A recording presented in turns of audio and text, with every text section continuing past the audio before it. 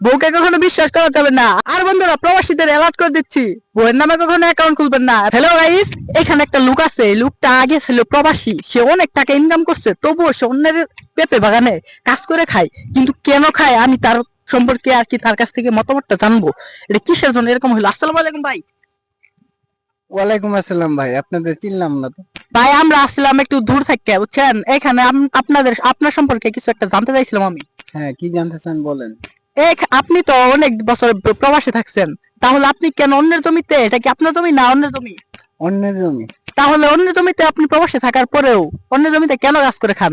এদিক তাকান, এদিক তাকান। আমি ইতালিতে ছিলাম 5 বছর। 5 বছর ইতালি করার পরে এখন আমি অন্য জমির কামলা। কেন, এটা কিসের জন্য হইলো আপনার লাইফে? আমি একটা বিয়ে করছিলাম যখন প্রবাসে ছিলাম, ছুটিতে বাসায় 15 দিনের জন্য বাসায় এসে বিয়ে করছিলাম। বিয়ে করার পরে আমার বউ সবকিছু নিয়ে পালাই গেছে। কেন, এটা কেন হলো? আপনি কি আপনার বউকে ভালোভাবে গাইড করতে পারেন নাই? হ্যাঁ, আমার বউ আমার কাছে অনেক বিশ্বাসী ছিল, অনেক সম্মানী ছিল। আমি তার অনেক ভালোবাসতাম, মনে প্রাণে তাকে অনেক ভালোবাসতাম, কিন্তু সে আমাকে রেখে চলে গেছে অন্য ছেলের হাত ধরে। আপনি কি বুঝতে পারেন নাই কিভাবে আপনাকে ঠকাইলো? যখন মাস শেষ হইতো তখন আমার কাছে বলতো যে টাকা দরকার, টাকা দরকার। আমি সব টাকা তাকে দিয়ে দিতাম। হ্যাঁ, আমি তার আমার টাকা নিয়ে সে অন্য একটা ফোন কিনছিল।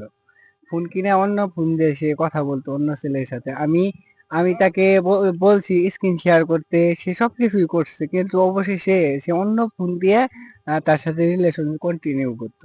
আমি সেটা বুঝতে পারি নাই। কেন আপনি বুঝতে পারেন আপনার বউকে? কখনো কি আপনি সন্দেহ করেন নাই, নাকি নির্দ্বিধায় চোখ বন্ধ করে বিশ্বাস করছেন সারা জীবন? হ্যাঁ, আমি তারে অনেক বিশ্বাস করতাম, তারে অনেক ভালোবাসতাম।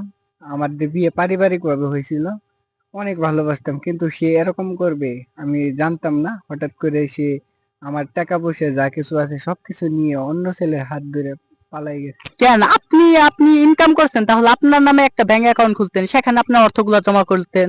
কেন আপনার বইয়ের জন্য বইয়ের নামে অর্থ জমা করলেন ব্যাংকে?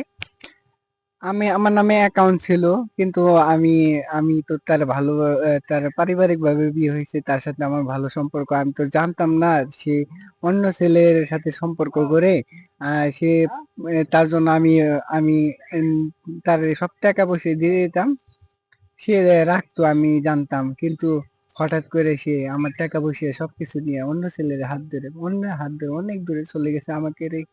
কেন, আপনার বউকে আপনার বাড়িতে রাখছিলেন নাকি আপনার বউয়ের বাড়িতে রেখে দিছিলেন?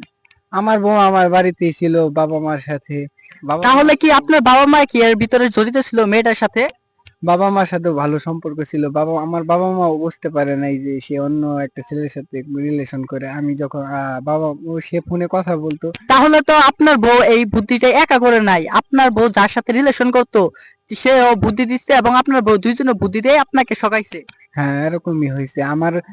আমি বাবা মা বলতো যে এত ফোনে কার সাথে কথা বলো, তখন বলতো যে আপনার ছেলের সাথে কথা বলি, এজন্য বাবা মা সন্দেহ করে নাই।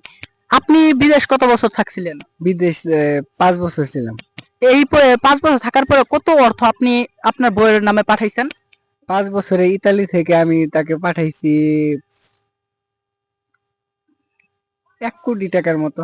তাহলে তো আপনি সেখানে ভালোই জব করতেন। তবে আপনি কি এখান থেকে কোনো ডিগ্রি নিয়ে গেছিলেন, নাকি ওইখানে যায় কোনো একটা কাজ পাইছেন সেখানে করতেন? আমি নদী পথে ইতালি গেছিলাম, জাহাজে করে নদী পার হয়ে ইতালি গেছিলাম। বঙ্গোপসাগর একটা সাগর আছে না, ওই সাগর পার হয়ে ইতালি গেছিলাম। যাওয়ার পরে এরপরও আপনার বউ আপনাকে এইভাবে ঠকাইছে, আপনি মানে তো বন্ধুরা, এখান থেকে আমরা কি শিখতে পেলাম?